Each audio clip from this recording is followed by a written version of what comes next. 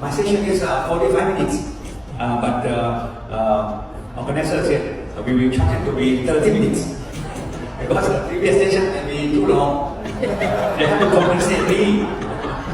Mr. Akin must compensate me. So, where my our colleagues, speakers, kindly come onto the stage. Please come. Yes, please come onto the stage. And each of you will take a microphone.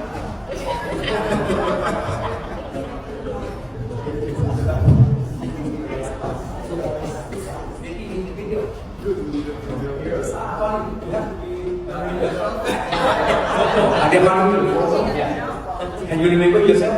Okay. So this session will be very quickly. First, let our speakers introduce themselves because this is the first time in my whole life that I met them, two of them here. So I would like to have you 60 seconds to introduce yourself. 60 seconds each. So Mr. Duncan, you first introduce yourself.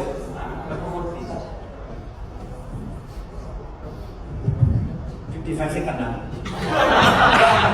Josh McDonald, Duncan Real Estate Advisors. We're a small, comprehensive real estate firm. We specialize in complex valuations, market studies, property searches, brokerage assignments. We have a fairly small but comprehensive, clientele. Our clients consist of the U.S. Department of State, Department of Interior, General Revenue Service, Securities Exchange Commissions. We do international valuations for global organizations, Ford Foundation, and pretty much all over the world. We've done all the property searches and everything in over 90 countries. And I guess that's about all. That's another thing. Okay, 45 seconds. Yes, madam, your turn, please. Hi, I'm Veronica Guerrero from Panamericana Aragos. We are a Panamanian company of appraisals. We've been in the market for 43 years, and we specialize in machinery and real estate appraisals and actually any assets appraisal. So we do this in local market, Panama, but we've done work in several countries, but most of it for machinery. Yeah, 29 seconds, wait. You please. Hi, good afternoon. I'm welcome to Panama. My name is Raul Vallarino. I'm the general manager of Aminco. We're the appraisal company based in Panama. I'm a civil engineer from Georgia Tech. I want to thank you for the icebreaker, so it makes it easy. And we do appraisals around the country, from airports to islands. So after the presentation, any questions you may have, we're here to help. And I hope you're enjoying our beautiful country. Thank you very much. Myself, Sopan from Thailand. I do valuation as well, something like valuation of dam, airport, or some also beauty can also be valued. Beauty, and also lakes of beauty can also be valued because we have to do some insurance or something. So this session will be something about the valuation of properties. So the first question is how to value properties with limited transparency and data availability. Maybe Mr. Joshua, you first. How to value properties with limited transparency and data available. 2 minutes, please. Sure. So I think the key is to disclose what you, when you're valuing something, what your limitations are and what you value and what you could find and what you didn't find. So the assumptions and the limitations are explicit. However, the value or the worth may not be, the number itself may not be precise. But as long as we're explaining what the strengths and the weaknesses, where the data is being derived from, kind of like a triangulation of whether the government, the available data that is what is available is credible, and then deciphering that between the brokers interviewing brokers and then interviewing, public figures with a political on a global scale, and so that you know, kind of you can navigate through it, and then as the appraiser or valuer, you decipher that information and then kind of come up with your value and explain again limitations. Thank you very much. Madam, your turn. How to value properties in the situation that no data? Well, it's important, as I said, that real estate agents and the information that you can get. Because, for example, in our country, the public registry is not where you don't find the actual data. You don't always find the actual data. It's getting better each year, but it's hard. So it's important to have a network with real estate agents and to get information on the real sales values so you can get the appraisal. Very quickly, very amazing, very efficient. So maybe we can stop before 30 minutes. So for you, please. Okay, I was thinking about this question before, and when we started 25 years ago, the internet was not as it is right now, so we had to go to the newspapers and find data from there, call the sellers, and already agree they have us things like this. Nowadays, you have so much data that you have to be a little bit careful, because there's raw data on the internet, but it's very, very important to know how to read it. And sometimes you go to a client and they usually go and find the highest price if they want to sell and the lowest price if they want to buy. So what we have to do basically is use statistics and put all the numbers in there and take out the highest ones, the lowest ones, and you remain in the middle with a mean sample. And we should be close to the real number. In markets like ours, we are in an emerging market, we have a strong public record, which everything is there, and you can check it.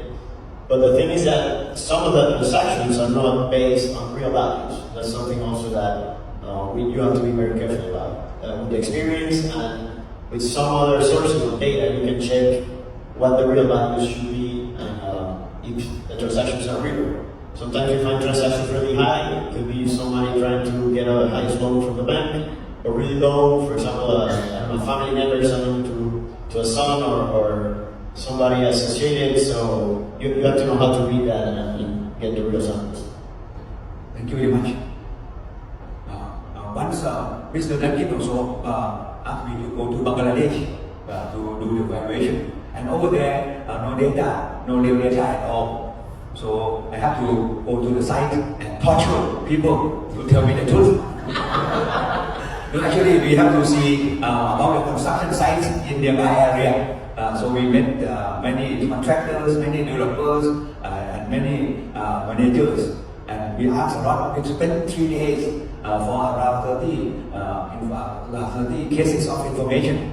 And we have to see there may be some outliers, maybe too high or too low. And then since we have an adequate number of information, we can do that. So this is the role of valuers as a researcher. So the next question is that how do global investment flow influence valuation assumption? Maybe you first, but I will let you think by reading the question in how do global investment flow influence valuation assumption? So this may be a question for you, please. Okay, a really good question. One of the things, for example, you saw in the previous presentations, the oil quarter in Panama, and there are some areas that are basically affected by international investments.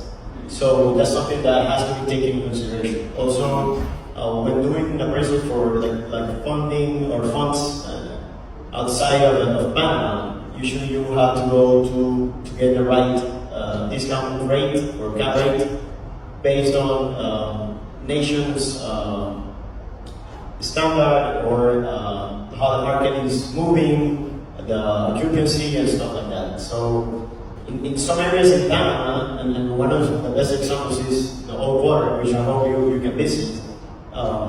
most of the investments are based on global markets. So that's specifically something that you have to take into consideration. Thank you very much. Madam, your turn, please. Okay, exactly. It's important. Because I want to add, I agree with what Howard says, but I want to add that also it is important to consider, for example, in 2008, when all of the Panama was having a special moment, and it was a very big moment for Panama in 2006, 2007, because a lot of foreign investments were coming, and Panama was in the map. And here, a lot of investors or international buyers came with the idea of buying a house in front of the sea at X amount of money, when here, people used to pay much less than that. So markets started picking up because of these international buyers. And when nationals wanted to buy, and the bank said, "No, you know what? We're not gonna borrow money from us. If you want to pay that, you have to put a ceiling." So instead of paying $2,000 per meters at that time, that were only loans for $1,000 per annum. So when the world crashed with this 2008 crisis in Panama, we didn't have that crisis we did have some, but it wasn't as it was in the whole world because of being cautious and not thinking, trying to not making about international. I think you read the message. No, I think it's a good point. I think what we're trying to say is in today's world, there's a lot of cross-border transactions, and banks don't want to lend in other countries necessarily, or use your equity in that country to invest somewhere else. So it's really important to consider it from a valuation standpoint, not only what the local standards are and the local comparables that we use, but also what is the global liquidity of the assets that sovereign funds or REITs or big organizations have. Utilize your asset. So in this case, many control also related to financial analysis, accountant. This is another point that they also trying to work on our field of valuation as well. So this is our competitors as well. So we have to go to the next question. That is how consistency of multiple standards. Say we have uniform standard of appraisal practice and also IVS, International Valuation Standard, and also local regulations. So we have so many things. So in this case, so how do we comply with all these regulations? We ready first, please. Okay. First of all, most of the laws are very similar. For example, Panama has a new recent law, the RIA law, and it's based on the IPS. So basically, if we have the IPS standards, we can comply with all. Also, we have a tool named ChatGPT that you can get the differences between them, and you can see that they're very much alike. We're based on IPS. Thank you very much. ChatGPT will help. No, that's right. I think that the IBS International Valuation Standards kind of bridges the gaps between what we have in the United States through Uniform Professional Appraisal Practices, USPAP, through Red Book, and then RICS has their global standards. So as long as we're kind of starting at the same point and to end at the same point and explaining what standards we're using and specifically the measurements. If you show up to the Olympics and everyone has a different idea what the 100-yard dash is, we're going to have different plays. So if we can say this, if we're measuring a building, are we including interior space? Do we subtract out a big column? As long as we're explicitly saying comparing apples to apples, then we can at least end the same factual, we can disagree on what the value is maybe, but at least we have the same numbers. Thank you very much. Your turn, please. I wanted to add that most American countries, as you mentioned, we're under the UPAF, which is a Pan-American Evaluation Union, and we're all governed by the IBS, International Evaluation Standards. It may come that you're doing an appraisal, for example, for an English company or an Asian company, and you may have to add a few things. Basically, the methods that we use are worldwide used, so most appraisals should be easy to understand and used in anywhere in the world. Actually, there are very few differences, but the thing is, the difference between values of the buyers and values of the sellers. In this case, we have to have some dispute and some discussion so that we will settle down the assumption or something. So in that case, we will come to the end and also solve all the problems. Okay. Now it is 60 minutes already. We have another 40 minutes. And the Secretary General of Missionary is watching me now. More 40 minutes. Next, how AI, AVM, automated valuation model, and PAMA, computer assisted asset appraisal, transform valuation practices, and how to wage machine-driven analysis and expert judgment. So this is also going to be clarified. Mr. Duncan, please. So, sorry, say what was the question Again, yes, how AI, AVM, PAMA, transform valuation practices. Is AI. So I would say AI, and we were touching on this on some of the other panels. AI is not going to replace the professional, but it will. There's a lot of efficiency where AI can help accelerate, generating, maybe the beginning of your process, whether it's a valuation report or just determining, the data. So it's very data-driven. It's linear, and so whatever you put in is kind of what you're going to get out. But AI is not going to. AI can estimate things, but AI will not determine the value, and it will. And it can't, predict atypical situations or motivations for a seller or a buyer or political risks. It'll be good at flagging issues that maybe you can target, but as far as taking all that and all the information you have available and putting it into context for your specific client will always be important. Also, it's very, very important the data you put into the AI model.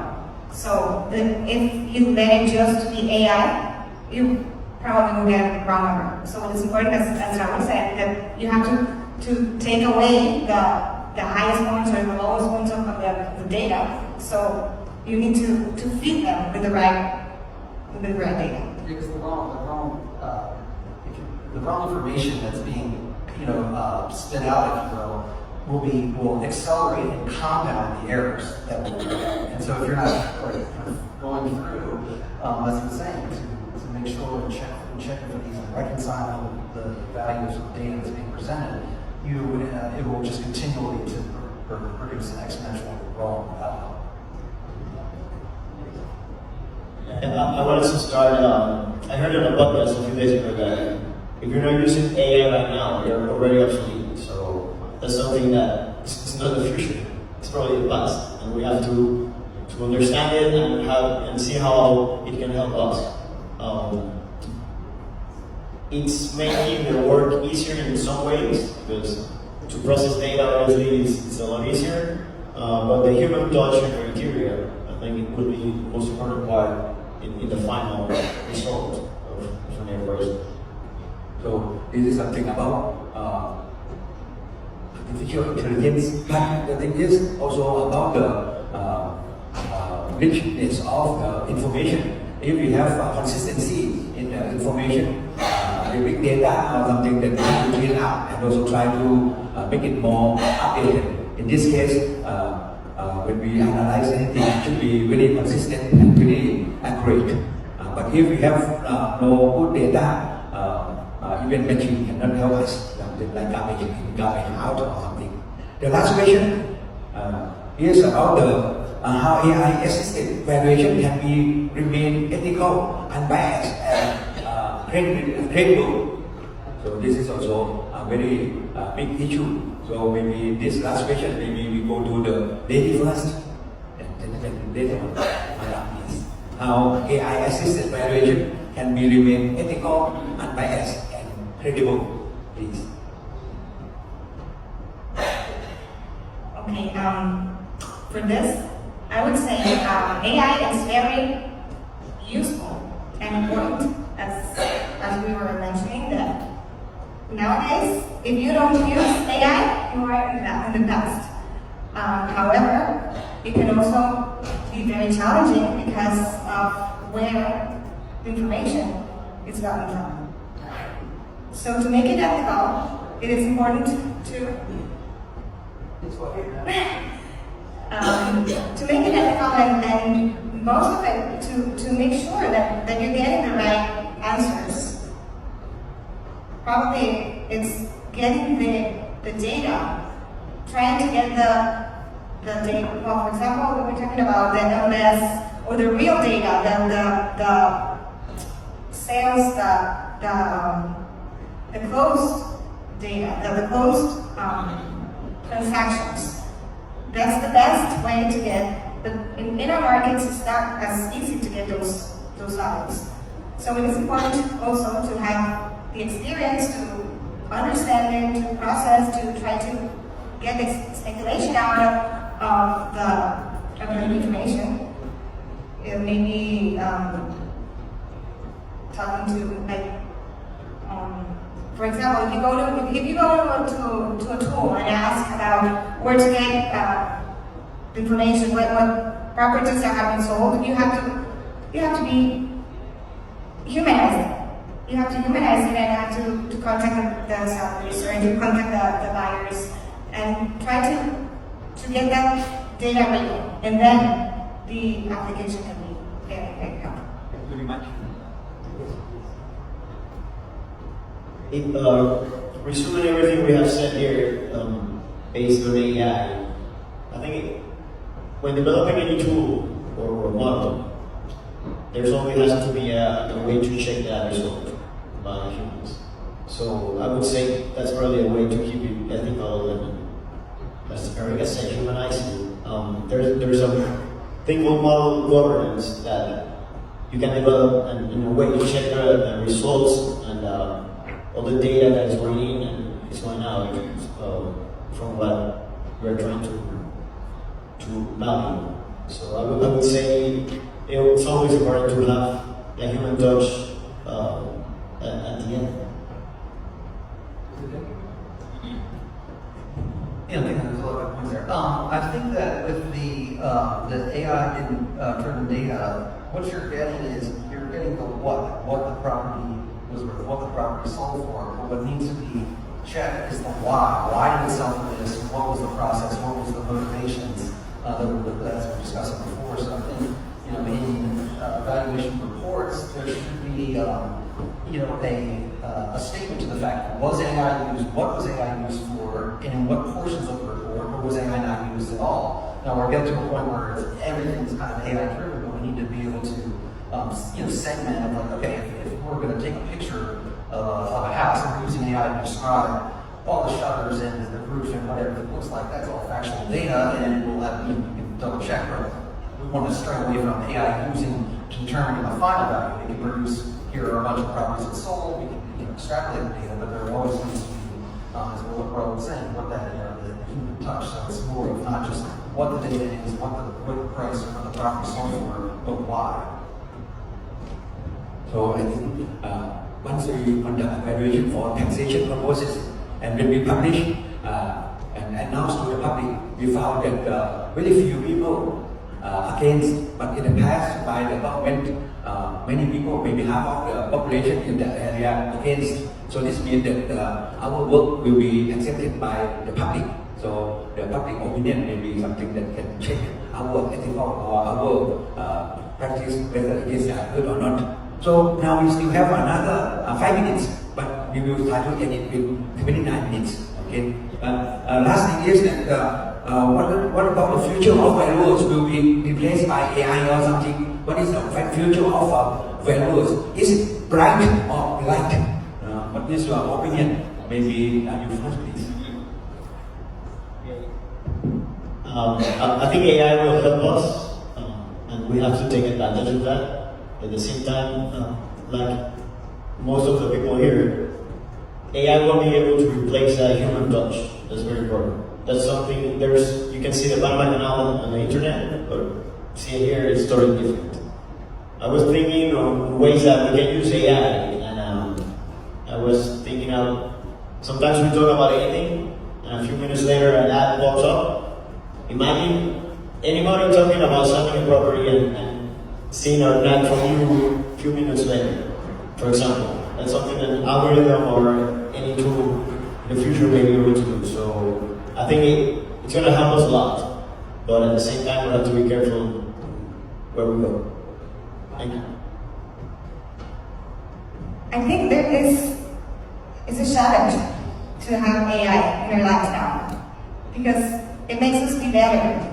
Because somebody's telling us, or something is telling us how much should this value, but we need to be more intelligent or more, I don't have the word, but human to validate if what AI says that something is worth. Great. So I don't think it's gonna replace us. Thank you very much. Yeah, I heard an interesting analogy, and I forget where it came from. It may have been at a seminar. At any rate, someone was explaining that back in the day, if AI existed when Henry Ford was around, he was trying to ask, what can I do to help the people produce more? The answer would have been more horses, more horsepower, not the invention of the automobile. So AI is not going to think outside the box for you. It's limited to what's put in, it's going to spit out, it's going to kind of go through, but it's always going to be up to us to reason with and to determine and compile the data and extrapolate what is actually important and the reasoning behind it. Thank you very much. Actually, for housing, valuation of a house or valuation of small properties, we have to accept that in the future it will be by AI. We will do no more for us, and our valuers may be too old to do those jobs anymore. But in the case of public property, in the case of business valuation, intangible assets or big properties, graph or feasibility studies, financial analysis or something, that may, our role may be there. But for simple properties, we have to get up to AI, in my opinion. And one thing I'd like to say, you use that all the questions here, I haven't talked to all our panelists, and they just heard and they just answered very greatly. So give a big hand for our business panelists. So 29 minutes now, after 30 minutes. Thank you very much.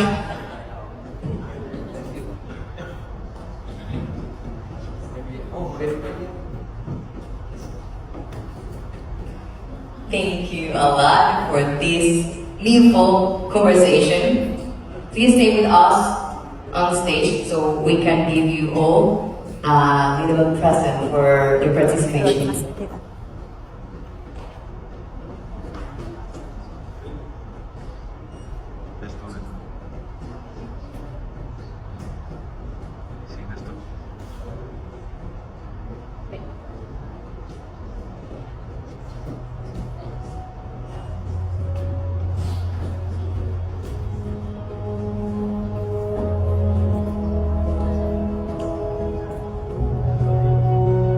Another gift.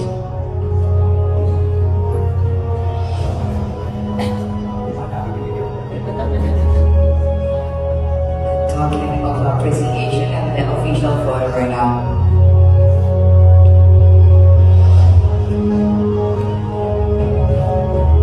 Thank you, Dr. Sapat, and all the speakers for this meaningful conversation today.